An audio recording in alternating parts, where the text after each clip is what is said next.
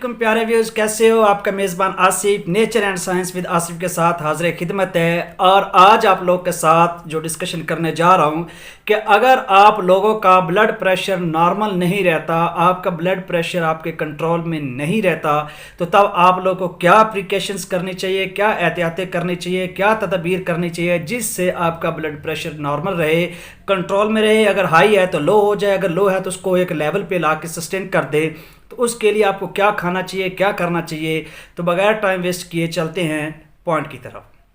हाँ जी, तो गार्लिक यानी लहसुन, ये आप लोग मामूल बना ले अपना कि सुबह के वक्त निहार मुँह जब आप लोग उठते हो तो ये एक डाली या दो डालियाँ जो लहसुन की होती हैं उसको आप इस्तेमाल करना शुरू कर दें। सबसे इम्पोर्टेंट इसका काम यह है कि ये आपके ब्लड का जो थिकनेस है, जो आपके ब्लड का जो गाढ़ापन है उसको रकीक कर देता है, पतला कर देता है, जिससे जितने भी हाइपरटेंशन इस तरह के प्रॉब्लम होते हैं वो नहीं होते और आपका ब्लड का प्रेशर जो है वो नॉर्मल होता है। याद रखिएगा, जितने भी हार्ट प्रॉब्लम या हार्ट के रिलेटेड मेडिसिन होती हैं मेडिकली, तो उसमें जो एक्सट्रैक्ट साल्ट होते हैं वो लहसुन के ही होते हैं।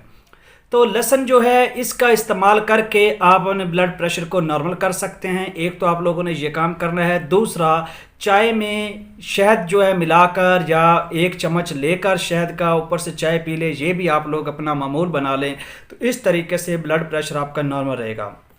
तो सारे लोग, सारी पब्लिक जिनको जितने भी ब्लड प्रेशर के रिलेटेड प्रॉब्लम हैं वो इनको कंट्रोल करके इस तरीके पे अमल करके, यानी लहसुन का, गार्लिक का यूज़ करके प्रॉपर वे में एक डाली सुबह को खाएं। वो स्मेल आती है लेकिन आप उसमें गैप भी रख सकते हैं, एक दिन छोड़ के इस्तेमाल करना।